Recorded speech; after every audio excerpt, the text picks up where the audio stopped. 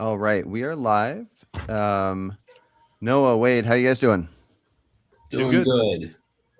Awesome, awesome. Okay, so we're. Oh, I'm hearing an echo. Okay, fixed. Okay. So we're going to be talking about the Alex Preddy case, and we can branch off to other cases and whatnot. But right now, we're going to talk about the idea of if we view this as justified. And before we get talking about that, I realize there's kind of two conversations that happen when it comes to this type of topic. There's kind of a fact of the matter conversation of like, is it justified under the law? And then we'll when people are talking, they're saying like, oh, that this is case law here, that this is whatnot. And then there's the idea of should this be what the law is? Do either of you have a preference on if you would like to discuss this as of what should the outcome be based on what the law is, or do you prefer the idea of discussing it based on what you think the law should be? I think you kind of the problem with this. To me, the problem with discussing any of this in general is that what people do to make their point is decontextualize as much as possible. And I honestly think you can't really talk about it without getting into everything, which is like the moral side, the legal side, what the law is, what the law should be. I don't think it'd be very hard, in my opinion, to not have some of those discussions and talk about any one aspect. And I think if you tried to, it would be because somebody wanted to make that aspect all that needs to be talked about. Like you could say, was it legally justified? Well, does that mean it's the outcome anyone wanted? Does that, can you make the Yeah. law lead to outcomes that everyone wants? It's the reason it's so both of these shootings are so controversial is because they're not simple. And if they were Yeah. simple, there wouldn't be you wouldn't have the you know uh, two movies that people are watching aspect to it. Gotcha. Yep. Fair enough. Okay. So let's go ahead and start off. Let's do Noah. Let's go ahead and start off with you. Let's do maybe just a couple minutes of how you look at this. Obviously, you could probably each go on for hours of how you look at this, but just maybe 2 minutes of why you think this is not a justified shooting. Sure. Yeah, I mean, it's absurd. I mean, it's absurd to pretend that it's a justified shooting. There was a this Alex Preddy guy who he's filming ICE as they're randomly assaulting these two women for no reason. They turn on him. They gang like what 6 or 8 guys just beating the shit out of or beating they can't the kids can't hear.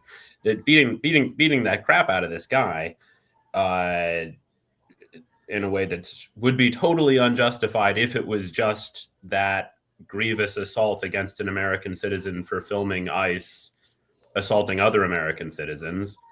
And then beyond that, they disarm him. This guy shouts gun because he's taken the gun away. And then these other ICE agents, what I believe happened was that they heard the word gun, and because they had not been trained, they assumed that meant that he was, holding a gun and was menacing people with a gun, although how they could even think that given the fact that he was down on the ground on his hands and knees is a whole other question. But they hear the word gun and they start shooting. And then he flops over, he's lying flat on his back, and they dump 10 or 12 shots into his body while he's flat on his back, clearly not armed or anything. And there's no universe wherein that's remotely justified. I mean, yeah. Okay. And then Wade, you could either do 2 minutes just of what you think on the other side, or you could just start responding to him and you guys can have a back and forth. Okay.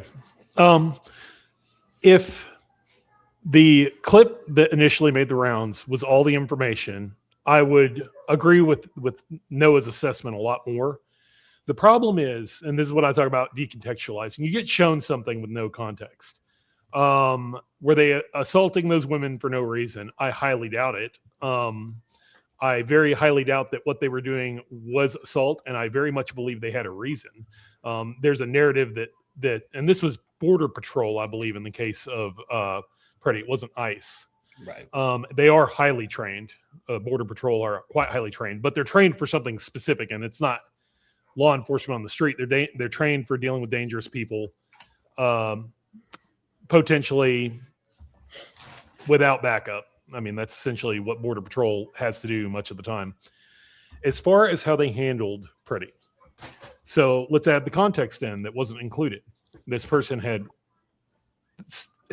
at least as far as we're being told, had previously had an altercation with ICE, kicked a vehicle, spit at an officer. If he was known to them and known to be belligerent and possibly already wanted for those crimes, at least one of which is a felony, they had all the reason in the world to go and detain him. Now, once that starts, the problem with this is looking at a video from a safe chair, not being there in the moment, not knowing the training.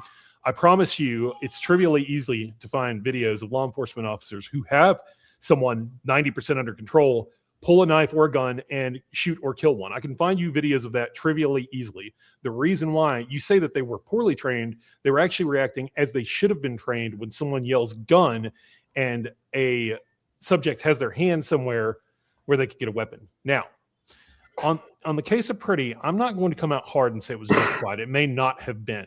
The problem is I don't know what when the officers initially started shooting, I don't know who knew what. And it's very, very difficult to put yourself in that moment where you're struggling with someone. You know they were armed at the start. Do you know that they're disarmed now? Do you know that that's the only weapon they had? All you know is that they are actively resisting, and that's clearly obvious from the video. They're fighting. They're trying to fight you. And obviously, is one person going to win against 6 people? No, but if that one person can pull a deadly weapon, they can still kill someone. It has happened many, many times. The idea that people look at that and they say that they're overreacting and they're reacting badly, they're actually reacting how they're trained to. Because when you go out and do a deadly job, you making it home first is your top priority. They are trained to react that way. They are trained to react with lethal force if one of their guys yells gun, gun, gun, and somebody's trying to pull something out. That's actually perfectly normal. And I would suggest that if it doesn't look normal, you need to go watch several hours of lethal interactions, both on the part of the police or on the part of the subjects with cops. It's normal. They're trained that way. I don't believe that their interaction with him was random. He chose to be there. And that is relevant on the moral side. But the reason I'm bringing it up now on the legal side is because he had a previous interaction with them where he'd done destruction of property and assault. So treating it like he's just a guy with a camera is disingenuous, or it's you saying that you don't think that other information is true. So it's got to be one of those two. Well, so what I would say is if you are claiming that they knew who he was from this previous interaction, wherein he did commit a crime, wherein if they were interested in law enforcement, they could have arrested him. Obviously, they were not interested in law enforcement. They don't care about the law. They did not want to arrest him, and so they didn't. They instead broke some of his ribs and then let him go. If your claim is that based on that previous interaction, that they knew who he was and that they killed him on the basis of knowing who he was, that's actually a targeted assassination. Now, I don't believe that that's true, but if that were true, that would be a much more serious crime that the Border Patrol had committed. I don't think that's the case. I really think that what happened was that somebody yelled gun and that these other guys, based on having heard gun yelled, came to a conclusion that he had a gun in his hand and was going to be violent towards someone. I think that your claim that he could plausibly have been drawing a gun is false. I think that when they fired the first shot, he was on his hands and his knees. Granted, he had a bunch of people around him beating the crap out of him. So how visible things were in that moment is maybe mildly within question. But I believe that I'm not familiar with law enforcement training. Either the shooters were wrong to shoot, or the guy who yelled gun was wrong to yell gun, because there's simply, I mean, and granted, law enforcement, in general, yes, you're right, they do brutalize American civilians all the time, but like the idea that would ever be what they were supposed to do just doesn't make sense. The so but even if you want to believe, when there was 6 or 8 guys crowded around him beating on him, which is what was happening when the first shot was fired, granted, that's a very confusing situation. You can't really see what's happening in that situation. I think generally people do survive the first shot from a handgun, so most likely he did survive that first shot. What I would focus in on is the fact that after the first shot is fired, we clearly see him flop over. He's lying flat on his back. He's clearly unarmed. And they continued to shoot him 10 or 12 times beyond that. And that, even if you want to pretend that the first shot was justified, that's just beyond the pale. I don't need to know anything about law enforcement training to know that shooting an unarmed man lying flat on his back 10 or 12 times is murder. So the first thing I got to push back on here is targeted assassination. That is nonsense, because totally. I don't think that's what happened. That's what would have happened in order for the thing that you're saying about the previous interaction to matter. No, because I don't think they began the interaction with any intent of killing him. They began the interaction with the intent of detaining him. So it wasn't a targeted assassination. It was a targeted detention that turned into a killing. What the problem always when you have shootings like this, and again, it's very trivially easy to find lethal shootings from police that involved many, many shots. There was one incident in LA with a car with one driver that hundreds of rounds were fired. And the reason for that is the way use of force works and the way lethality works. And this includes even in civilian training. Like you go get a concealed carry and you'll get taught this. There's this idea that people have when you're using lethal force, that you're going to shoot once and you're going to pause and assess, and that is not at all how anyone is ever trained, because the amount of time it takes you to visually process what has happened, and we're talking about in fractions of a second. You say he flopped over. I mean, the whole interaction from the time gun got yelled to the last shot was what, under 3 seconds, maybe under 2. I don't know. I'd have to rewatch it. And when you're watching that and you're not the one that's there doing it, that actually does seem like quite a long time. 2 seconds seems like a long time when you're just watching something. When you're there amped up on adrenaline and you're dealing with a dangerous situation, it is pure chaos for everyone there. And that's why interactions like this tend to be so dangerous. The people shooting multiple times, they had no idea what the condition or state of the guy was. All they knew was that somebody said he had a gun, and they were firing until they had time to process that he was no longer a threat. You don't wait for that processing and then decide to shoot more. There is, and I've had this argument with a few different people. There is kind of a binary that goes when you're using lethal force, when you reach the point where, for whatever reason that's justified, you are using it to be absolutely sure you're no longer under threat as quickly as you can determine and as quickly as you can process that. Nobody is taught to shoot once. That is actually not what you are. If you go take a concealed carry class or anything else like that, any kind of training, you will be taught to fire multiple rounds at center mass until the target falls to the ground, stops moving. And the problem is the time it takes for you to process that's happening there, especially in a chaotic situation. It's not like sitting back and watching a movie when you're the one that's there. And like I said, it's possible that a cop did shoot knowing that they were disarmed and just wanted to kill them. That's within the realm of possibility. But I don't see anything in the video that would lead me to assume that. And I think the assumption of that ties in with something else you said, which is that police brutality happens in America all the time. No, it doesn't. Look at the number of interactions of police, grand total, versus the number that end with something like this, and it's actually minuscule. But we have a media portrayal that wants to show you it every time it happens. And if you see something every time it happens, even if it's incredibly rare, it will condition you to believe it's happening everywhere all the time. So, I mean, I guess by your reasoning, though, you're saying, like, granted, they made a mistake, but it was a chaotic situation.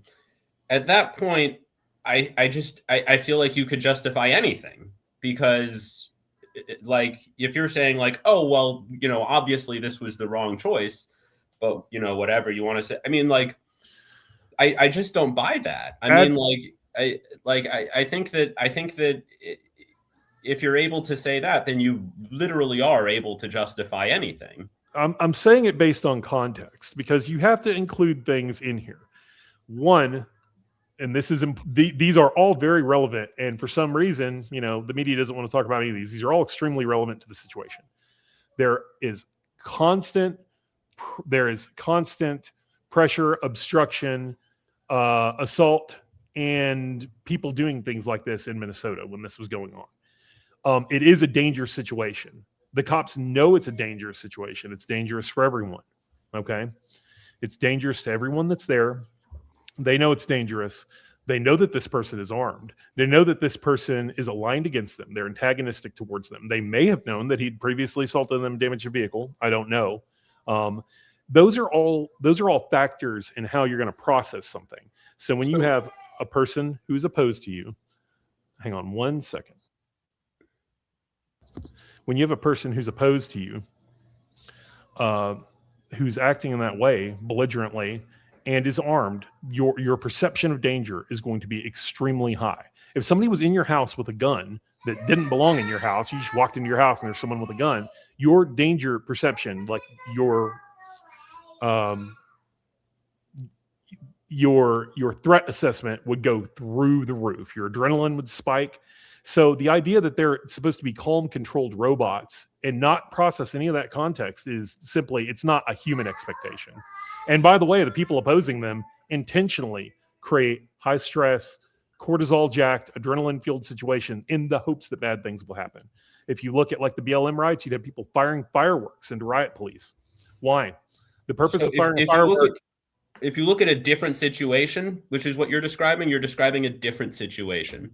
I want to make this point. You say they know he's armed, but that's actually incorrect. They incorrectly believe him to be armed. He has been disarmed by the time the first shot is fired. They incorrectly believe him to be armed. Right. But I mean, at the beginning of the interaction, they know he's armed. I mean, I don't know that they do. I think that he was wearing a jacket. I think that he had his gun. I don't know if it was in a holster or if it was in his waistband because I guess I actually haven't looked at the video closely enough to ascertain that. But I mean, no. So simply, he was not armed. I think that they see this gun. I assume he can probably still. He's wearing the headphones. Yeah, I think he can hear you. Yeah.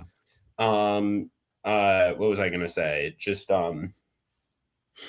So they incorrectly believe him to be armed in this situation, and they act with lethal force in response to incorrect information. I think the idea that he was deliberately trying to create a dangerous situation, in this case, a situation that he personally dies in, I think that's unreasonable to believe. I think the idea that he was, committing suicide is essentially what Wade is asserting. And I don't think that there's really strong reason to believe that he was deliberately committing suicide by cop. I don't think that that's a reasonable thing to say. I think, when we talk about threat assessment, when we talk about, people coming into your house and creating problems, I believe that's what Alex Pretty was responding to. I believe that he sees these really masked, and it's not, this is what, a lot of people have said this, and it's because it's 100% correct. These are masked, unaccountable thugs. They had murdered Renee Good, 2 weeks before? And they were on a rampage. They're still very much on a rampage. And I think that when we talk about threat assessment, I think that Alex Pretty was also making a threat assessment. He saw these masked and unaccountable thugs attacking people in his community. And I'm not going to say that he made, perfect tactical decisions, but I also don't necessarily think that we hold random civilians to the same standards that we hold people who theoretically should have been trained, much less drastically lower standards, which is what we're actually, or drastically higher standards for civilians, as opposed to law enforcement, tends to be the right-wing position here, is that we should hold, is that law enforcement, oh, well, they don't know what they're doing. They're going to occasionally kill someone by accident. These things happen, whoopsie doodle.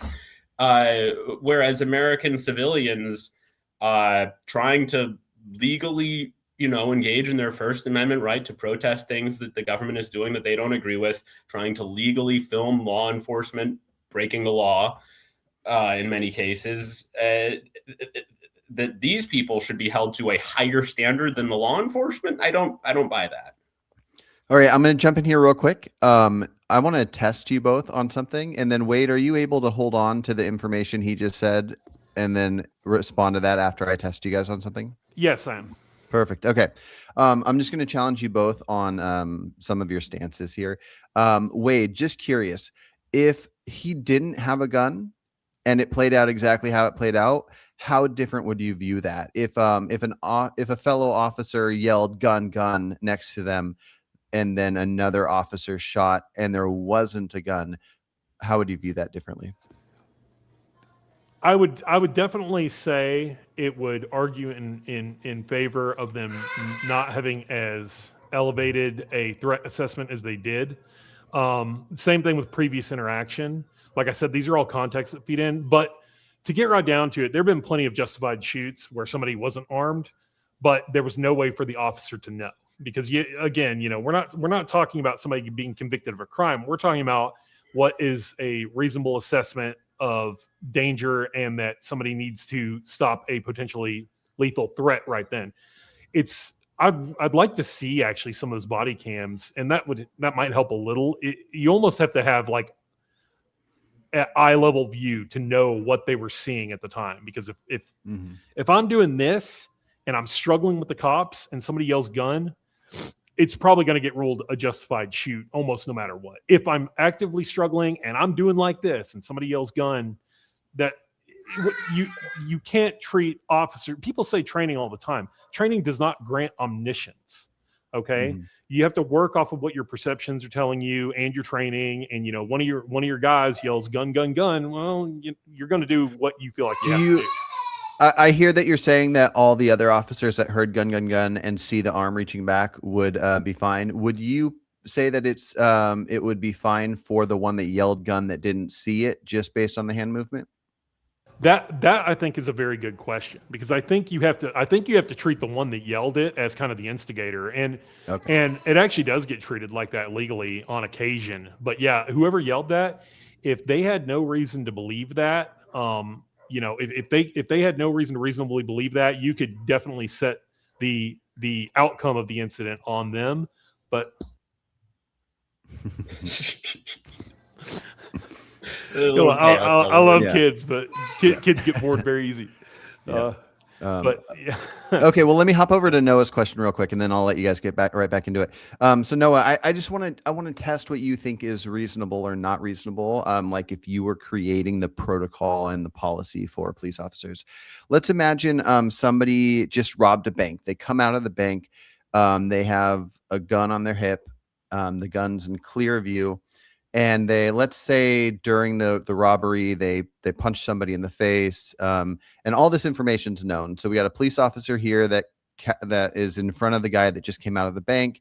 He just robbed the bank. He was violent to somebody in there. The officer has all that information because it was over the radio. Officer sees the gun. Officer pulls out his gun, points it at this guy, and he says, okay, realistically, the officer is not going to tell him to touch his own gun. They're going to go and remove it. But let's just say, for the sake of this hypothetical and understanding where my question's going, let's say that he tells the guy, carefully remove your gun and set it on the ground. The guy says no. And, he's moving his arms about. The guy never touches his gun, but he refuses, let's say, 10 orders from the officer to remove his gun. And it's a violent criminal that just did this act. Do you think the motion of him moving his arms and refusing to put the gun down, I'm not saying that this is anywhere near what happened with Alex, but I'm just testing what you think is acceptable. do you think if that officer shoots that guy, that would be justified just off how I described it?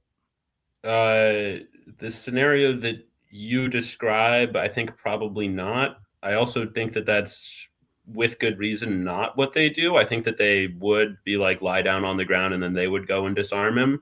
Is I believe what would probably. I mean, certainly that's what makes sense to me. Is that you would have him Okay, lie let's down. make it and then more you would go and realistic disarm then. him. Let's say that they say lie down. He says no. They say raise your hands, and then he says my other officer is going to come and remove your gun from you, and the guy's like refusing to do it, but he's not touching his gun, and he's flailing about, spinning around, just acting erratically, but he's not fleeing.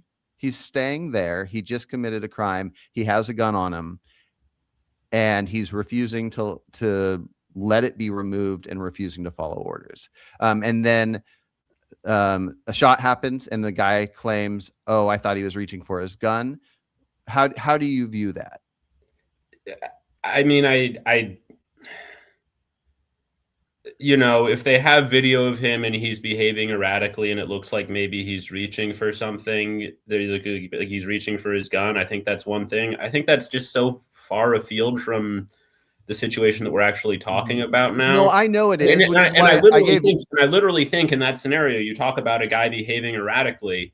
Depending on how erratically he's behaving, I think that, relatively subtle gradations of what's happening would have to be considered in making that choice. I mean, it's why I wanted to give Wade the example of him not having the gun. Clearly, Alex had the gun, so I wanted to see how he would feel without the gun. And he feels like it could still be reasonable based on the assumption of the officer thinking their life is in danger. I just wanted to test out, like, in what cases, going to like more extreme, obvious situations, how much leeway you think an officer should have for defending themselves. So anyways, Sure. Well, let me, as far as like, training a little more relevant to this situation, I think even if, like, and I don't know anything about how they're trained, but I think even if you had a thing that you say when you disarm a person that's different from just saying gun, because I do think, because I tend to think that the guy who, I mean, like, I don't even know if it was the guy who did the disarming, but somebody was yelling gun after he had already been disarmed, which, like, there was a gun present, certainly, but if they're trained, I mean, if they're trained to kill someone after someone yells gun, then whoever yells gun, I think, is the one who's responsible for doing that. I don't really know exactly what that situation. I do want to make a point here that I think is relevant, is that prior to the first shot being fired, PRETTI was on his hands and knees. His hands were both extended in front of him, and he was on his knees, and he was just being really mercilessly beaten by these guys. The freeze frame in which he looks like he's sort of rotating his body or whatever, and he could be trying to pull something. He could be trying to pull his gun. That's after the first shot has already been fired, and that's a freeze frame. But in the actual events, he wasn't grabbing anything. His body was rotating because he was falling over on his back. And so the people who were there in the situation wouldn't have had any particular reason to think that he was grabbing something. They would have seen him falling over on his back. And then also, this happened after they had already shot him, is, I think, irrelevant.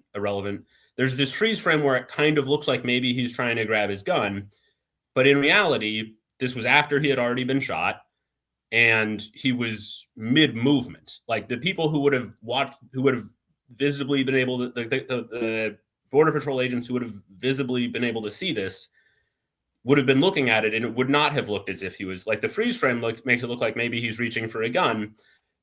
But in the context of what was actually happening, he wasn't. His body was rotating. He was falling over on his back. Once he was lying flat on his back, they then proceeded to shoot him 10 or 12 additional times. I mean, like, the problem is, though, is that the people there on the scene, the actual Border Patrol agents, had even less of a visual field or cue than that freeze frame. I mean, again, we get to see a lot more of it, play it in slow motion. They're seeing it moment by moment as it happens, and all it takes is one wrong glance. The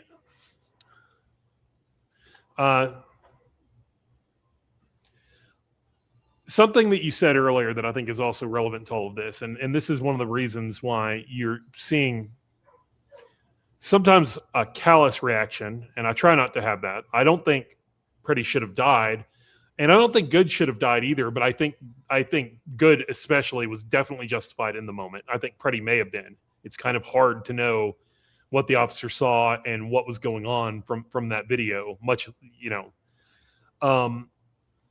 The entire interaction was his choice. And it's rare that I choose to interact with police in a way that's going to get me detained. He'd been there for multiple days in a row. This is why I say you can't get into it without getting into law, because talking about this as if it's either 100% the police's fault or not, to me, is kind of nonsense anyway, because a huge amount of the responsibility, if I'm going to show up somewhere, and we know this guy kicked the taillight out, spit at cops, if I'm going to show up somewhere armed to do those things, I think death is a pretty reasonable expectation for the outcome. And that's just my common sense. I don't know how people expect it to happen. I'm not saying that he should have died. There's an important, when we talk about whether or not a shooting was justified, we're talking about whether, from the cop's perspective, lethal force was justified, not whether the person morally deserved to die. Neither one of them deserved to die. So to me, when we say whether it was justified, we're talking about whether it was an expected outcome of what happened. If I choose to drink a fifth of Everclear and go for a drive, there's a reasonably good chance something bad's going to happen to me. It's not happening to me because I'm a bad person. It's not happening to me because I deserve it. It's happening to me because I'm choosing reckless actions that are leading to it. Showing up to try to obstruct law enforcement while armed with a gun is probably a very bad idea. Now, he could have still been killed if he hadn't brought it. He could have still been killed if he hadn't had those prior interactions. But I don't think you get to pretend that context isn't there. You just don't. No, and I'm not pretending that context isn't there. Me personally, I don't really like guns. I would never encourage anyone to bring a gun anywhere, really. That being said, I think you say there's a reasonable expectation that something bad will happen. I think it's also accurate to say that if he had done nothing, that there is a reasonable expectation that something bad would happen. He was watching something bad happen. He was watching these two women being shoved for reasons that are not really justifiable by any information that we have access to, and I suspect not by any information that he would have had access to. Would there have been any justification for the police to be shoving those women, or the border patrol to be shoving those women? So reasonable expectation that something bad is going to happen. Honestly, anytime that you are challenging the power of the state, especially in a situation like what we're living in America today, where the state is, really going above and beyond in terms of constraining people's civil liberties, in terms of cracking down on dissent, in terms of, like we said, they had just murdered Renee Good. Less than 2 weeks before, I want to say. And so reasonable expectation that something bad was going to happen. Something bad was happening. Something that, and I don't know Pretty in particular, but I think it's probably reasonable to assume that he would have seen, the ICE crackdown on and the murder of Renee Good. I think it's reasonable to think that he thought that those were bad things. I think it's reasonable to think that he thought these women who ICE was shoving and harassing, that he thought that was a bad thing. I agree with him. I agree with what I think he probably thought. I actually agree with pretty much most of what you just said, other than characterizing Good as a murder. It would probably be justifiable if it went to trial. But as far as that's why I say you can't separate the legal side out from the moral side, because on the left, it's generally believed that there's good reason to be interfering with these Border Patrol agents, ICE agents, and a huge number of people just don't think there's a good reason to be interfering with them. When you say no good. They had no good reason for being rough with those two women that you know of. If you look again, this is a perception problem. If you look at just overall crime data, you'll find out that the vast majority of crime is very straightforward. The vast majority of arrests aren't even questionable. Most of them don't even go to trial. Most of them are like, oh yeah, you were obviously robbing that convenience store, or you were obviously doing this. So in the best, she's getting on to the kids, but no, you're. But most of the most law enforcement interactions are actually very straightforward. The vast majority of them are justified. All we ever have a debate about are the ones that are questionable, because you don't have to worry about, the random crackhead that was breaking into cars. Like, everybody knows that's what he was doing. So we're specifically selecting for the ones that are controversial. Now, if I see law enforcement generally interacting with someone in a rough way, my assumption is the exact opposite of yours. My assumption is that they have a reason for doing it, unless I see otherwise. And part of that is that I see it firsthand frequently enough.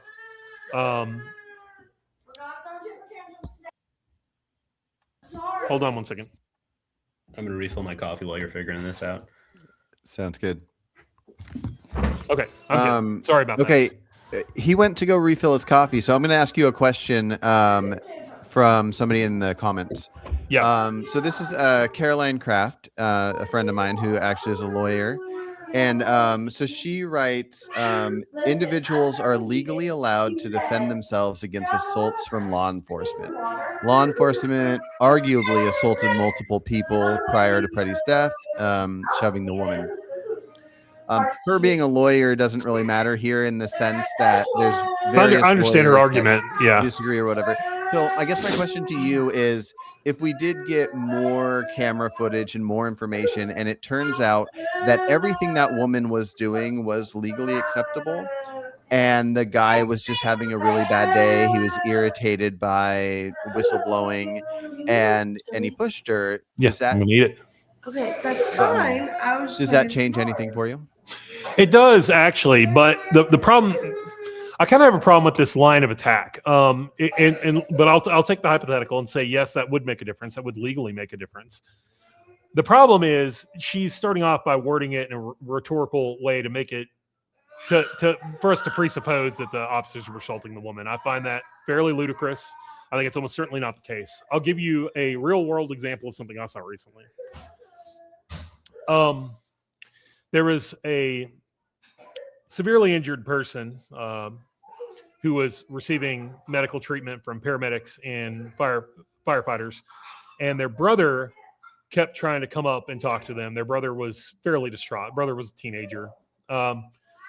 And the brother ended up getting shoved by the police and yelled at and threatened with arrest. And if you had just taken a little snippet of just that part of the interaction, you'd say, oh my God, the cop's assaulting that guy for no reason. He's just a disturbed family member. But that's not how it works in real life. And this is why you'll almost never see cops go to jail for assault for that kind of thing. What was actually happening is that the police had a active duty and responsibility to keep that person away from the medical while they were rendering critical life-saving treatment. They're literally required to do that. This is there's a similar thing here that happened with Good that I can tell you about with some level of expertise. Anyway, so the problem is, him shoving him was not unjustified, and it wasn't assault. He was essentially saying, I'm trying to get you away from here without straight up throwing you on the ground and arresting you, or detaining you, at least. Probably wouldn't have arrested him. Probably would just put him in handcuffs until the end of it. And he was doing that because the training is such that you don't allow people to interfere with that's going on unless you approve of it, unless they're trained staff. And so this was just a guy who was being hysterical because his brother was pretty badly hurt. His reactions were all perfectly understandable, right? I would assume the way that they were handling those women, that they had a reason to do so. And if I'm wrong, then yes, that changes how the interaction starts. I agree with that, but I just don't think that's the case. And the way people bandy around assault, when you are taking someone into custody, you are allowed to use some level of force against them, including shoving, pushing. Like, that's perfectly normal. That's millions of arrests. I mean, like, it happens. So this is an interesting point here, because you say when you're taking someone into custody, and you bring up this earlier interaction that PRETTI had with ICE or with the border, I mean, with whatever the government forces. At that time, he actually did commit a crime. He actually did kick out the taillight on their car. They would have been justified in arresting him if they had wanted to. Instead, they beat him up and they broke his ribs and they left him there, only more upset with them. I mean, I certainly, if someone broke my ribs, I would be upset with, I mean, I don't know about you. If someone broke your ribs, you're going to be upset with them, right? But rather than arrest him, the thing that we actually agree they would have been within their legal right to do, they didn't. They didn't arrest him. They just beat him up. So you say if you're taking someone into custody, you have a right to use a certain amount of force, and I think logically that's true. But if you're going to deploy that level of force against someone who, I mean, certainly if they would have wanted to charge him with a crime, they would have had fairly compelling evidence that he was guilty of the crime of kicking out that taillight. If they had wanted to arrest him, if that was a thing that they had an interest in doing, law enforcement, they would have been able to enforce that law and arrest him. Instead, they chose to break his ribs. I can pretty much guarantee you, and this is trivially easy to find, especially if you watch like state police videos, like highway chase videos. You'll see this all the time. I just about guarantee the reason that they didn't arrest him right then, because like you said, they had him dead to rights. They would have had him. The reason they didn't was they simply had something that was higher priority that they had to do, and they didn't have the manpower to have someone take him off to jail. You'll see people getting pulled over for speeding, and the cop is writing them a ticket, and then all of a sudden they get a call of shots fired or something, and they just leave that guy. They're like, "You can go," and they just take off. Happens all the time. So I guarantee they didn't arrest him because they didn't want him arrested. They didn't arrest him in almost all certainty was because they didn't have the manpower to both arrest him and continue what they considered to be a higher priority thing that they were doing, especially with Border Patrol. They don't want interactions with citizens. Like, that's not, they were forced into that interaction. They're going after somebody. They're specifically going after specific people that they're looking for. That guy taking them to jail takes them off of their actual job, what they're supposed to be doing. So well, so you say that they're going after specific people. Mm-hmm. The actual data that has come out from, like, whatever, this whole big I don't know what you would call it, the overall federal effort to arrest and deport people. That actually shows that it's like over 90% people who either have never been accused of any crime of any kind, or who, and I don't remember the exact numbers here, but certainly the overwhelming majority of people have never been accused of any kind of a violent crime. I think that the idea, or any kind of a serious crime, or any crime at all, in most cases. So I think that the idea that they were going after a specific person is false. That's not true. I think that, and overall, I guess what I'm saying, sorry, I was getting a little bit afield there. Going back to the actual thing that we're here to discuss, no, do you think the federal government is justified in going? I can't read the rest of this. Okay, I'll read this. I was going to say, while you were gone, Caroline Kraft here had a question that was for Wade, and I read it to him. It was asking, which was it? That if they didn't have reason to be interacting with the woman and pushing the woman, if what they were doing was assault, would he feel differently? And he said that he would feel somewhat differently. It would affect it. But this one is a question that she's challenging you, saying, do you think the federal government is justified in going above and beyond in states and cities that are resisting? Essentially, is it possible that both sides are creating a problematic setting here? So in one sense, the states that are going along with it might be doing a problem if you think ICE is a problem. But in the states that aren't taking care of issues, do you think it's reasonable for the government to step in? I think it's not just reasonable. I think it's absolutely necessary, and this gets into the broader picture of why all this is happening.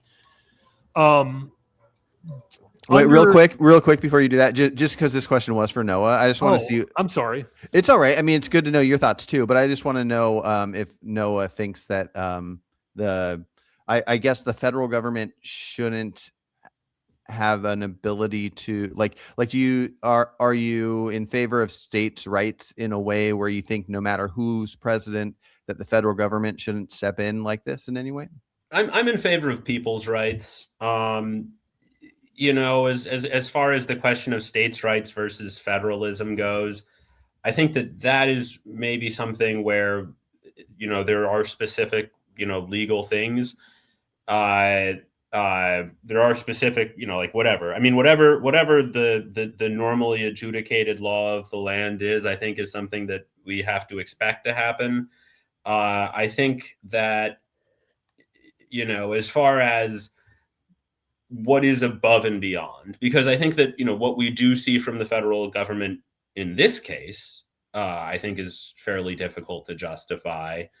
In the case of, I mean, of the overall immigration crackdown, you know, we have states that are clearly saying that they don't want it, and that the federal government is going to a place that's not justifiable at all. I mean, I think that the specifically what's happening in Minneapolis right now is explicitly to deliberately create a dangerous and inflammatory situation so that they can get these, you know, flashy public spectacles of, you know, having clashes with dissenting American citizens.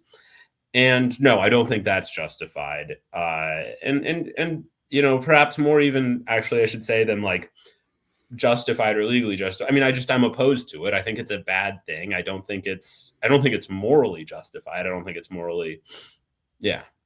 Really quick, do you think it is a moral imperative, not imperative, but do you think it is moral to try to stop ICE agents from what they're doing?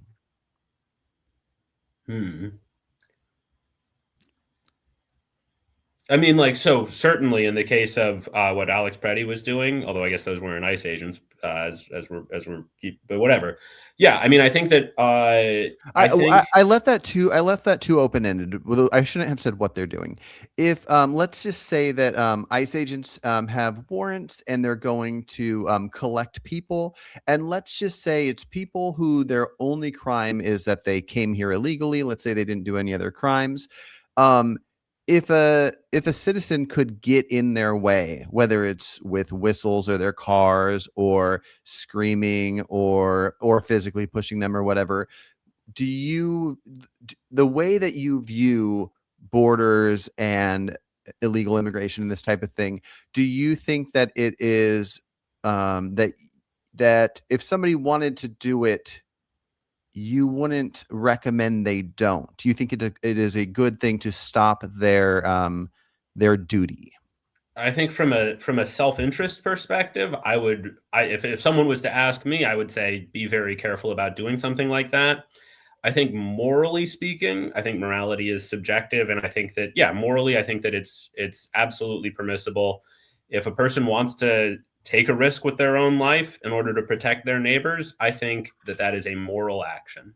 Yes. Okay, just curious. And then last thing I want to ask you, to get you guys back into your conversation, would be so a big part of why you view that they shouldn't have been wrestling with Alex to begin with is because him stepping in the way was just to help this woman that did nothing wrong.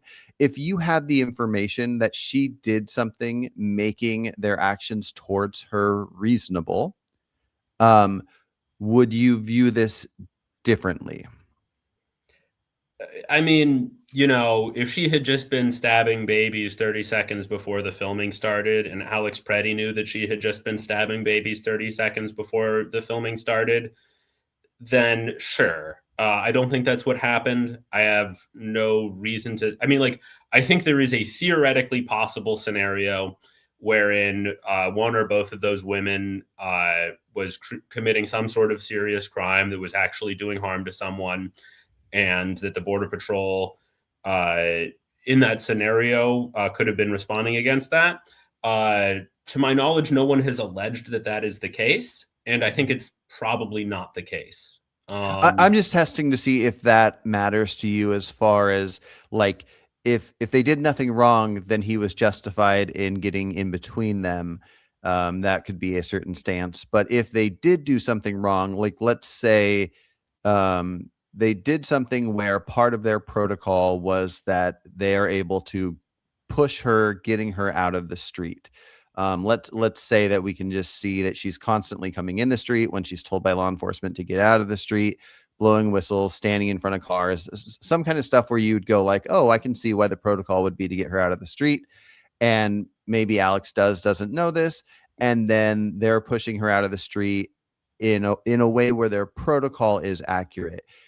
To you, does that change the outcome with Alex in any way? If it's a matter of their protocol, no. I don't think that their protocol has any particular moral status. I think that whatever their protocol was, and I think it's unlikely that they were following their protocol fully, based on the fact that this guy shouts gun after he's been disarmed, and then they shoot him because they hear the word gun shouted. I mean, I think at that level, we can safely say that either their protocol is moronic or they're not following it. One of those two things is the case. I don't know which one. Their protocol has no special moral status, so I don't think that would make a difference. Wade, what do you think should be done, or maybe you know what should be done? And then also, Caroline, if you're still in the chat, if you know, what should yelling gun mean? Because a lot of people I hear talking about it think that somebody could yell gun because they see one, and then an officer can interpret that as somebody is holding a gun, or eliminate the threat could be what that translates to. Do you know, or even if you don't know, what you think there should essentially be code, in the same sense that like officers call codes on different things? If gun should mean I see a gun or there's a gun in use. I don't think it would be a bad idea to have some kind of clear language. The problem is, and gun is usually what you'll hear the cops say when somebody has a gun. And I think, well, don't they say it when they're using their own gun as well? No, like the lady that did taser before she deploying the taser. But I don't know. She deployed a gun in that case. She yelled taser and then shot him. That was like the worst. Oh my goodness! It was training, and wasn't she like a training? She was right. Yeah. She was like a trainer, I think. Yeah. The problem is, like, whatever you say to communicate it to the other law enforcement has to be immediate. It has to be the quickest thing you can possibly say. Because you don't have time to be like, hey, he's got a gun, like the fractions of a second or fractions of a second of something happening. So like usually I think in most videos I've seen, wherever a suspect has a gun, the cops will yell gun.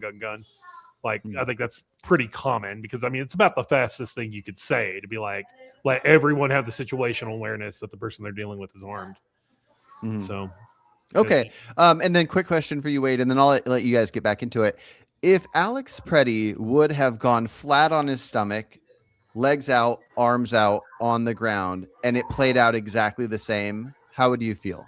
I think it would almost certainly not have been justifiable. Okay, just curious, because I think that seems to be what the argument is that him being in a position that isn't letting himself be detained seems to be the concern. But yeah, I'll let you guys continue. I actually kind of agree with what Noah was saying about, like, what if those two suspects had just murdered babies? It comes down to what the people involved know.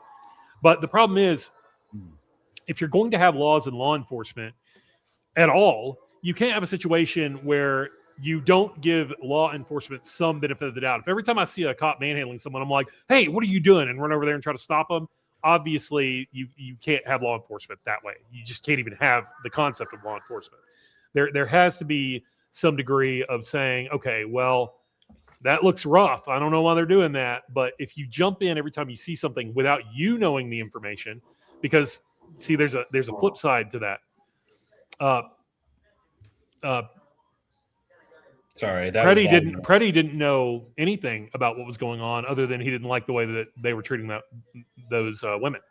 He had no idea if they were serving a warrant. He had no idea what the charges were. All he knew was he saw them doing something he didn't like. So he chose to act on almost no information by his choice. And I got to segue out to push into something here that Noah said a little while ago, and it has to do with this is a good example of how data and statistics are used to mislead people. When you say, "Oh yeah, almost everyone being arrested has no federal convictions," well, anyone, no, I don't know about accusations. We don't have that information. As far as convictions go, you're basically saying they're not in a subset of people who were somehow arrested for a violent crime and then not deported. There is a small group of people that's that, but hopefully it's very small. There have been several actual arrests that were people that were arrested for violent crimes and then not deported under Biden. And that gets to the bigger point. When the right talks about criminal aliens, we don't mean specifically the subset of people who are here committing other crimes. We mean the entire set of people who are here illegally. We mean they're criminal in the sense that they are not supposed to be in this country. Now, they may be guilty of other crimes too. And I do agree that we want violent offenders gone first. That's common sense. Like, everyone agrees on that. But the reason why it is extremely important to deport criminal aliens regardless of that is because what we have now is a situation where our federal electorate uses census counts that do not ask for citizenship. So blue states will establish sanctuary cities. They'll flood it. They'll jump up. They'll get free representatives, like slavery, 3/5 of a person. Hey, you don't have rights and you can't vote, but you'll sure give us another seat in the House. That's why they fight so hard to make sure that they don't get deported. They're using it to control citizens by counting non-citizens for voting purposes. And also, of course, in places where they have very loose rules on voting for direct voter fraud. But that gets into a different legal issue. The main thing here is it puts stress on social services. It gives fake seats to blue states that choose to be sanctuary cities. That is one of the reasons why the leadership on the left, meaning the Democratic Party, the leadership there is fighting tooth and nail to stop deportations, and it's why they literally went down to they had Border Patrol agents literally go and open up the fence to let people get through from Mexico under Biden. There's a bigger element to all of this. If you live in a village of 100 people and you have Democratic rule in your village, and I go, yeah, I just invited 30 of my friends to come live here. Okay, it's easy to see how that's a problem. So when we talk about deporting people, we want anyone who's here illegally gone, not just people who are committing felonies. Not just people who are here illegally, but people who came legally under the Biden administration because Biden allowed what could probably be reasonably described as abuses of the asylum process. Those people came legally. They didn't violate any law. They came legally. And those people who came legally are also being treated as criminals. Yes, because they were invited into this country illegally for very bad purpose. They were invited in legally. You don't like that that's the choice that the previous administration made, but they were invited in legally. Criminality, had there been any, would have been Joe Biden's criminality. That's what I mean. Joe Biden that's exactly what I mean. Yeah, that's exactly right. And if there had been any criminality, which there was not, if there had been any criminality, they could charge Joe Biden with that. But they should. But of course, just to clarify, Noah, are you referring to people who are technically citizens or people who were invited in a sense, but not to be citizens? Well, so I guess that's actually a reasonable question because both things exist. People who were allowed to come in through the asylum process, who were legally pursuing the asylum process. For instance, like the large number of Haitian people who came in during the Biden administration. These are people who came in legally through the asylum process, who were waiting for their court dates. Who and whatever we can talk about it's a little bit far afield, but we can talk about, like, maybe we should have more immigration judges in order to make that process move more smoothly, because that's definitely a broken process. But those people came in legally. They never did anything illegal in order to come in. Separately, you do raise this question about people who are citizens, which is the Somalians in Minneapolis are people who came in legally like decades ago, many of whom were born here, others who came in legally decades ago, and who are in a lot of cases citizens who are also now just being treated as if that's not the case, which is like, I mean, I just don't see how you justify that at all. Gotcha. Yeah, and when there's Wade, yeah, Wade. I just want to clarify: are there, because I'm not too familiar with this topic? Are there cases where people have been made citizens that you are saying that was done either wrongfully or illegally, where they should have the citizenship removed and deported, or are you just saying that in the cases where they were like legally let in but not made citizens, those ones should be deported? I'm talking by and large, the vast majority are about non-citizens. There are cases of non-citizens who were given citizenship, but that's like such an outlier. It doesn't really have any bearing. In what I was talking about with the census specifically was made to where you don't have to be a citizen to answer the census, but that's how we determine our number of seats in Congress. Can we all agree that it should not include undocumented people as far as the census goes, or what do you think, Noah? Should So that the include? Constitution is very specific. It includes everyone who's there. I think that Okay. borders are imaginary. I think the idea that you're going to ignore the Constitution because you don't like the outcomes that the Constitution creates, pass a constitutional amendment if you feel that way. Okay. I think that having unconstitutional action taken by an executive who is ignoring repeated court orders. I mean, it's worth noting, there's literally thousands of people who've been detained by the administration, who judges have specifically ruled that their detentions were illegal and illegitimate, and who they just stay imprisoned. We have people who are dying because they are being deliberately denied access to medical care while they are illegally detained. Like, that's sorry, that's neither here nor there. The short answer to your question is no. The Constitution is extremely specific as to how populations of areas are determined. I think, yeah, that's it. The Constitution. Okay. And as far as borders being imaginary and how immigration should work, we should say that for a different debate, which if you guys are interested in, let's totally do that. I think we should keep it closer to what ICE is doing now. So the idea of people being mistreated in detention, that could be something that we could branch onto. And I got about 30 minutes if you guys do. But I did want to bring a question to Noah that could lead into more conversation here. Do you think that the law should be enforced even if you disagree with the law? So for example, do you think that somebody that is blocking an ICE agent with their car, if that were illegal and therefore like stopping what they're doing, even if you think I shouldn't be doing what they're doing, do you think that person that blocked them with the car should go to jail if that's the punishment for doing that action? I wouldn't say that they should, but I wouldn't be like, I would consider that to be an expected thing. I guess maybe reasonable. Do you want law enforcement in your desired society to enforce the law that's there? Yeah. Like for example, I'm vegan. I don't think people should need to be eating animals.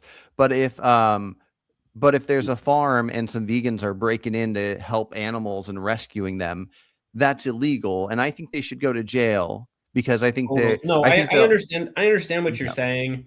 And I guess that to me, should is sort of the weird and interesting word here. Where if I disagree with a law, If I disagree, like, whatever. I mean, cannabis possession is illegal in a lot of places.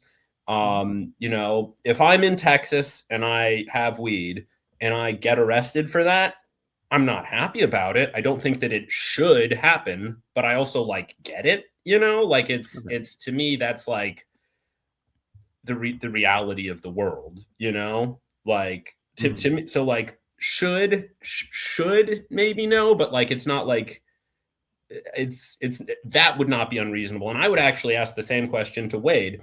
In the United States, prior to the last year or so, there's been an understanding that the Constitution and that the laws of this country were sort of the thing that determined what should happen.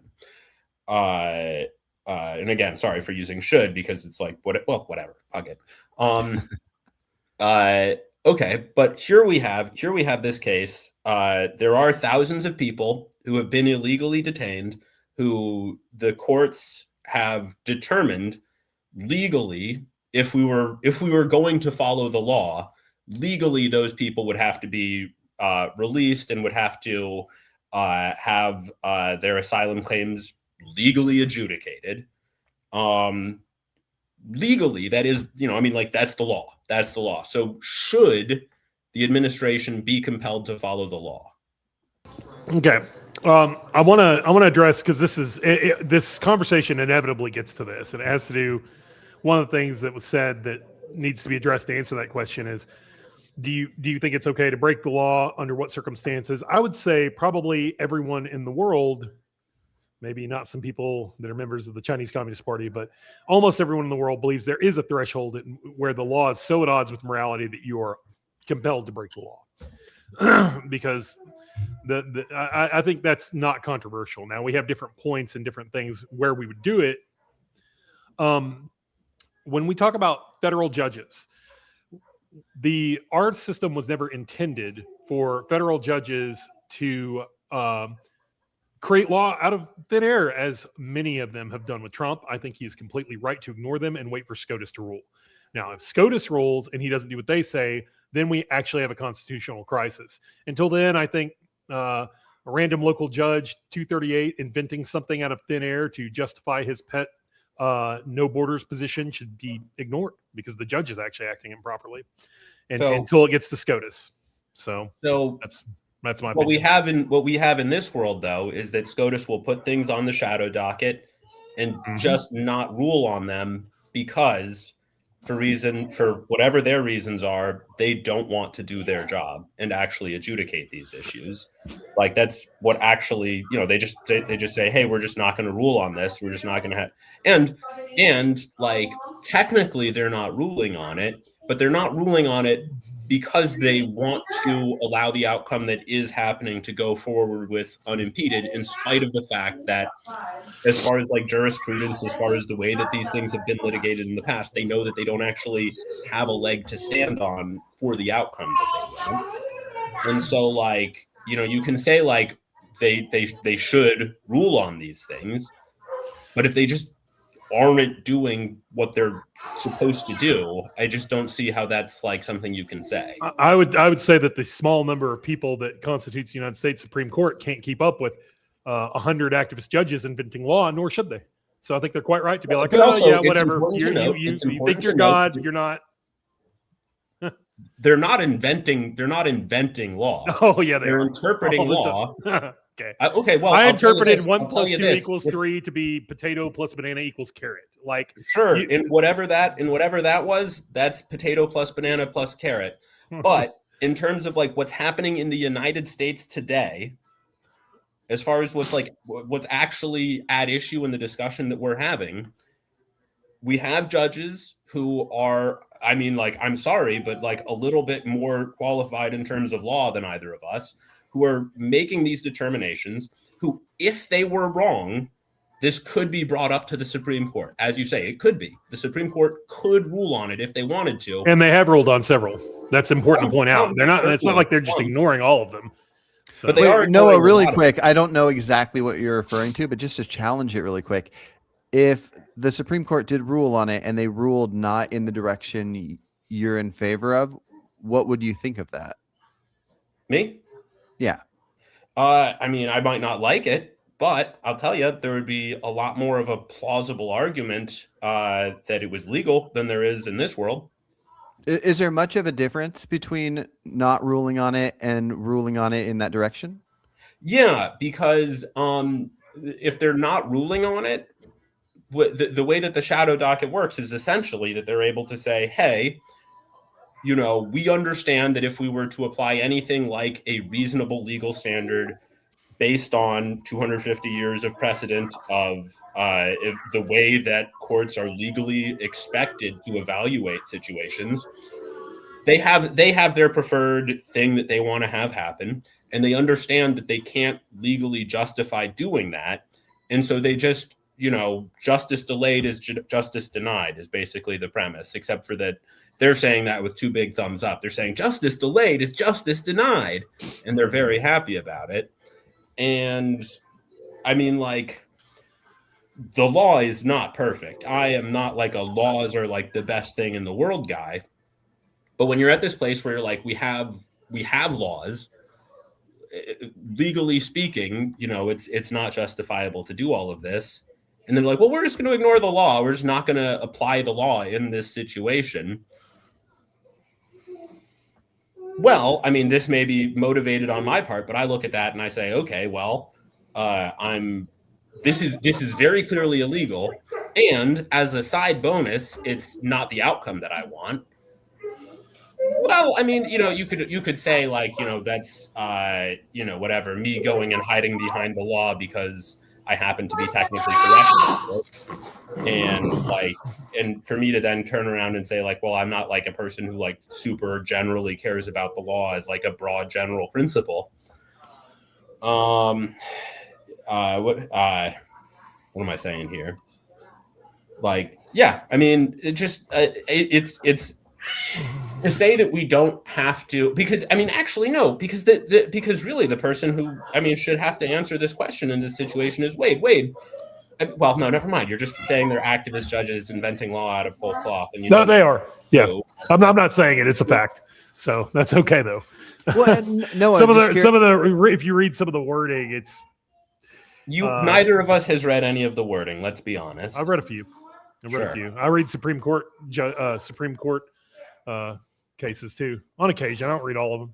I don't even read all the ones I care about, but I occasionally read them. Noah, could you imagine an amendment to the Constitution that would help in this regard? Or is this kind of a situation where it's just a loophole that's not changeable?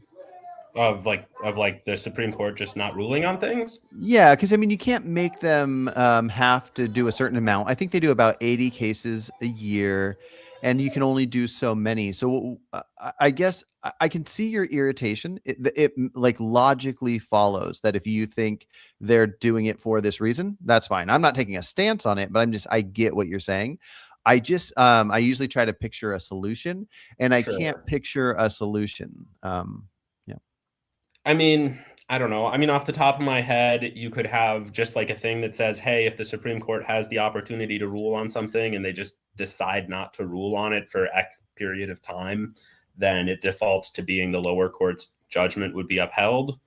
But I mean, like, I don't know. There's probably a number of different solutions. I mean, the idea that the Supreme Court only can adjudicate so many cases a year isn't really correct. They only do adjudicate so many cases a year. Well, I mean, they definitely can only do so many. Like, for example, they couldn't do an entire case in a day, so they can't do more than 365. And then you could probably figure that out. You can keep narrowing that down, and there's probably a reasonable amount. But anyways, this is a complicated topic. Yeah, that's true. This is a complicated topic that I think would be cool to do a whole entire discussion on. But real quick, for the end of this, this is what I think is possibly the most important question in any debate. I think would be, what would it take for you to change your mind on your stance on the topic? And it's very important with this one, and probably in most cases, what would be the most minimal thing? So obviously, Noah, you're going to say that if Alex would have whipped his gun out and pointed it at every single one and said, I'm going to kill all you motherfuckers, then it would be fine. but I want to know what the simplest thing is. So you, like, run through the video in your head and then imagine what the tiniest changes would need to be for what you think would be a right outcome, for what you think policy should be with police officers to make it to where it becomes reasonably justified. And you can base that on if you think it should come down to a reasonable person fearing for their life and so on. And then Wade, you're going to have the same question. So like the simplest thing that would have that would make you go like, okay, if this little tweak was changed, then it would be a wrongful killing. So whoever wants to go first. I mean, I think if they had just not killed him. No. So I'm saying, with everything being exactly what it is, so beginning to end of what we know, the two women are at the driver's side door of the ICE agent. ICE agent gets out, tells them to move, pushes her across. Alex steps in front. They're on the ground. He's in the fetal position. Gun, remove the gun. All that's there. What would be the tiniest amount of changes you could imagine that would make you go, if this little sliver of change happened, I would say that even though I don't think he should have died or whatever, that you would consider it a justified shooting, just the tiniest amount of change to get to a justified shooting. I mean, the facts that you just described, they have him on the ground and disarmed. I mean, at that point, I just don't see how it could be justified. I mean, okay. So for example, if once they have him disarmed, if he like grabbed something out of his pocket and was pointing it like this, like he was holding a gun and pointing it at them or something like that in really fast motion, and somebody still yelled gun, would you view that as justified? That didn't happen, but would you? And then if you wouldn't, then I think the tiniest change would have to change before they disarm him. Sure. I mean, I don't know. Okay, so he pulls out something that resembles a gun and is acting like this. I mean, honestly, though, but here's the problem with that. He could not reasonably have done that because he was being beaten at the time. Like, you know, like the whatever they were beating. I don't even know what this object was that you see the guy is just like pounding on him with. I mean, like at that point, I mean, I guess if he had overpowered them and he had scattered them all around with super strength and was about to rip one of their heads off, you know, then well, sure. that's why I think we should go for simple, because this shows, you know, like it's potential. There's a potential that Wade would just defend every single police officer in the world, and there's a potential that you would just defend every protester in the world or something like that. So I want to get past that and show that there's a reasonable way to look at what you would consider defensible. Like, so, for example, instead of super strength and ripping a head off, what if he did get an officer in like a headlock, and let's say the gun wasn't removed, so he has the officer in a headlock and he has his gun and somebody yells gun. Sure. I mean, if he's holding an officer hostage with the gun like this, yeah, that I think would be a justifiable. Although, I mean, it would be justifiable at the level of like if he's holding a gun to an officer's head, I think it would be morally justifiable. I don't know if it would be the right tactical decision. Okay. What if he wasn't disarmed and he was able to get to his feet, and then he just reaches back? Now, he might be reaching back to see if it's still there. He might be reaching back to scratch his back. But if he gets out of their grip, they're trying to detain him, and he busts out, stands up, reaches his hand back, and that's all that happens. Somebody yells gun. Do you think that officer, the first one that shoots, should go to prison? I don't think go to prison. I don't think that's something that would be at all on the table. Yeah, I mean, if he had a gun and he was standing and not being and had been able to overpower the police to get away, or the border patrol to get away, and was reaching for his gun and was to get shot in that situation, yeah, I think that would be justifiable. I think that would be. Okay. It's quite a different scenario, but I think that that's what you would expect to have happen in that situation where you're drawing down on the border patrol. I think you would expect to get blown away. Okay. And to me, it's almost more than saying justifiable. I think that would be a thing that you would reasonably expect to have happen in that situation. Okay. Yeah, no, and that's good. That's good. Wade, how about you? The other direction. I think if one of two things, and it's like I said, it's kind of hard to tell what all the cops could see or not. I think if he had been, if he had just gone completely limp, or if he had just like tried to hold his palms on the concrete, I think either one of those would have made it very unlikely that somebody could have considered him a threat. Um, and I do want to comment on something Noah said, because one of the problems with these situations, just period, not just this one, is that a lot of times it's very hard for someone in Pretty's situation to understand how their movements look to other people. You're not sitting there in slow motion time thinking, oh, I shouldn't reach down there. It might look like I'm going for the gun. So I want to be clear that I'm not saying that he was doing any of those things foolishly. He just didn't know. He just didn't know. And so it's my wife, Liz. Hello, wife. But I think, and just as a general rule, unless you're planning on trying to fight the cops, go put your hands where you can see them. What Rittenhouse did when he approached the police was walk forward like this. As soon as he saw him, but we're talking about once he's already on the ground getting pinned, try to go limp, try to keep your hands far away from anything that anyone could ever interpret as you reaching for something, because you don't know how it's going to look to them. It may seem totally innocuous to you, and to other people looking, it may be like, oh, what's he doing? Well, but I also think that's not entirely reasonable, because he was also being beaten. And I don't know if you've ever, you have reflexes. If someone hits you, you're not going to be able to stay perfectly still. Even though I'm generally pro police, one area that I actually typically kind of agree with the other side on is when they talk about resisting, when people are being put in locks. If somebody pulls your arm this way, you're until you make yourself do otherwise, your shoulder muscles are going to try to resist it. So a lot of stuff like that is not intentional. But at the same time, the cops have no way of knowing what's intentional or not. They just know that they need to get your arm, your wrist secured so that you're not a threat to them anymore. Unfortunately, there's a lot of situations in real life that are really, Peanut, nobody wants to hear you, that you can't, they don't have real clear answers as to who should do what, because a lot of that stuff is involuntary. I mean, it's involuntary. But I think if he tried to go limp or keep his hands away from anywhere on his person where he could have had anything, I think that would have made it almost certainly an unjustified shoot. Gotcha. One more question I have for both of you. What do you think the outcome should be? So Wade, assuming that since you think it's a justified shoot, that you think the officers shouldn't face any jail or prison time or anything. But do you think any or all of them should be either fired or removed from duty that could involve that kind of thing? Should they get desk work, that kind of thing? And then Noah, same for you.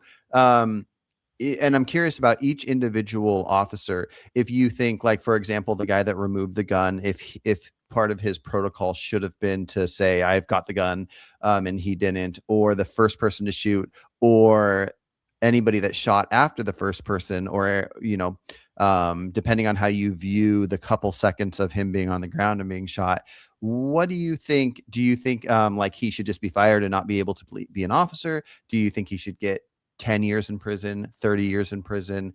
And maybe for comparison, Noah, Derek Chauvin got 22 and a half years. And I don't know how you would compare this to a George Floyd situation. But yeah, let's go ahead and start with Noah. What do you think the outcome for the officers should be in your perfect, you're the emperor for the day? Yeah, I mean, I think that they should be charged with murder because they committed murder. I'm not really a prison guy, and so to me, I don't want to be saying that anyone should necessarily go to prison other than sorry, 1 second. Well, Wade, let's go ahead and do yours, and then we'll go back to him. Yeah, sorry, my dogs are in and they know it's lunchtime, so they're very excited. Gotcha. That I would, to answer the overarching question, should any of them I think the answer is possibly. I'm not in a position to know that. I think each one of them should be quite thoroughly debriefed, and I'm sure they will be. It would be interesting to see what their debriefings, what their sworn statements are. I think it's certainly possible some of them acted improperly. You'd have to kind of read their subjective take on what was happening, and their demeanor. That gets down to a very personal level of knowing them, knowing what they say about it. Let's say based off just exactly what you know, no more information, and the most charitable case for what you could imagine any of them could say. Do you think they should keep being able to patrol areas like they're doing? Do you think one or all who fired should have to stay at the border for the border patrol? Should they do desk jobs? Should any of them be fired but still not get a prison punishment?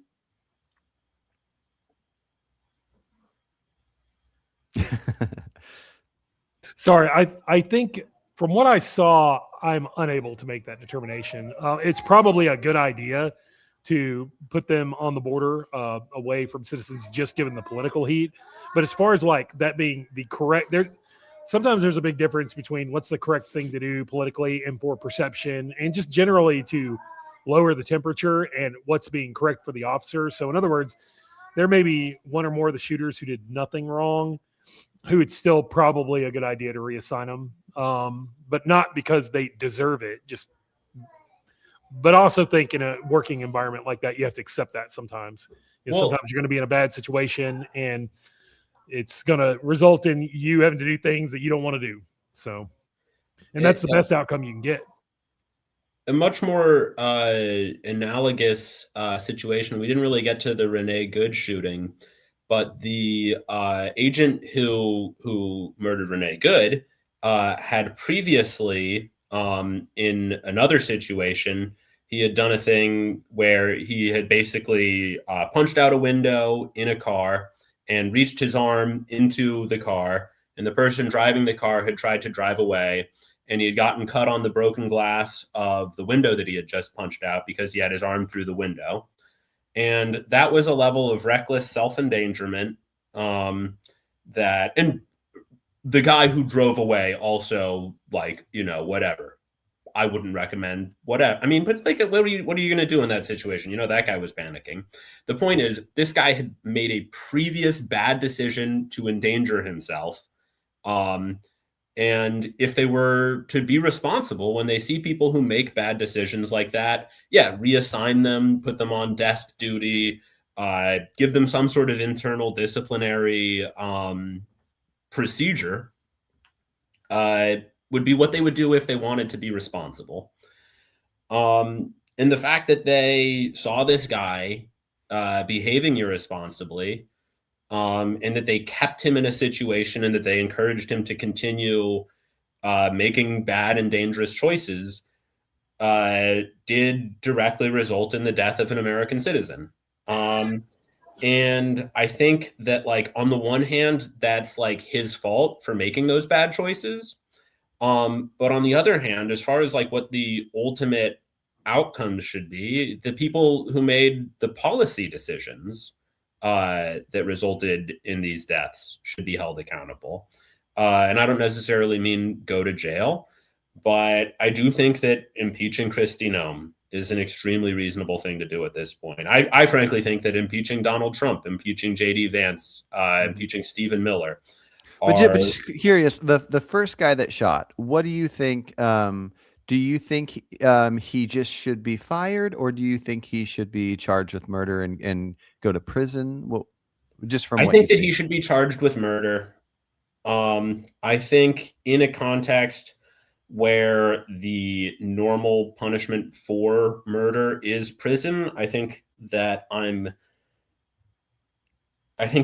It's okay if you have a stance against prisons existing at all. You can give that answer too. What do you want done with a murderer, whether it's a police officer or not? In your perfect world, it's tricky for me. I am personally grateful that I'm not responsible for deciding to send people to prison, because I do think that it is because I do think that prison is inhumane.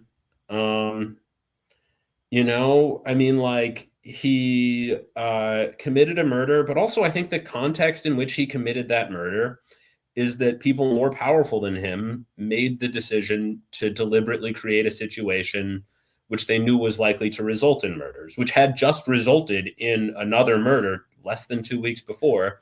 And they continued to amp up the situation, make it more dangerous. And I think ultimately that while yes, I do think that the murderers themselves should be held accountable.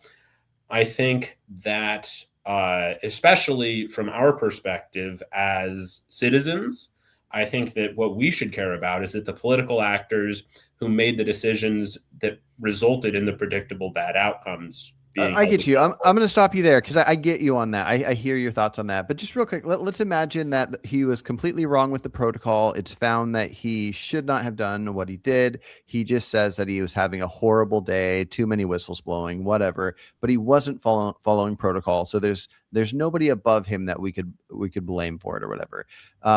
What do you think should happen? And I think it's probably an entire different debate about figuring out, like, should there be prisons or not. It's interesting, but yeah, just real quick, what do you think should happen to somebody that you think is a murderer when there's not somebody else above him to blame? I would be comfortable with him going to prison. It's difficult for me to put it in terms of, like, I don't want to be the guy saying that someone should go to prison. What if you are, though? What if he's going to just go along with his normal everyday life? Everything's going to be fine.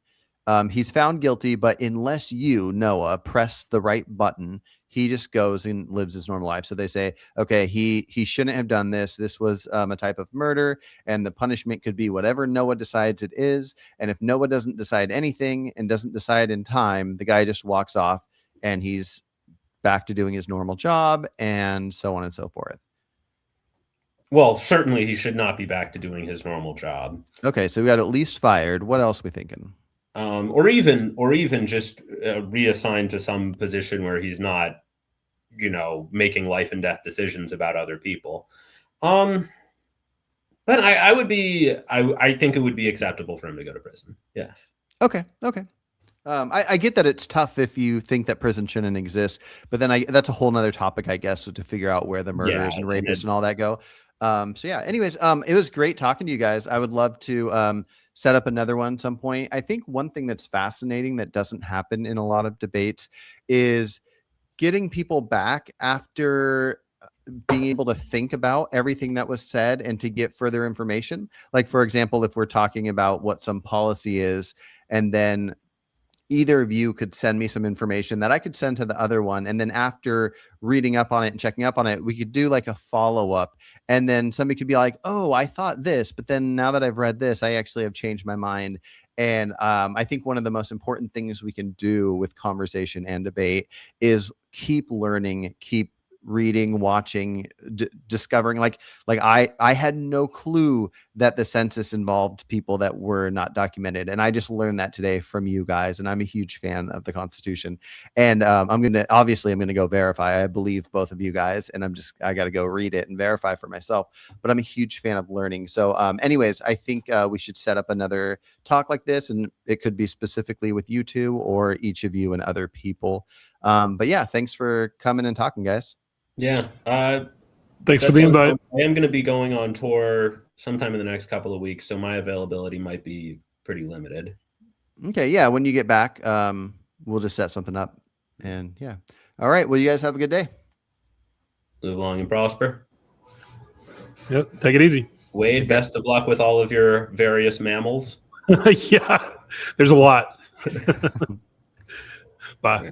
Bye.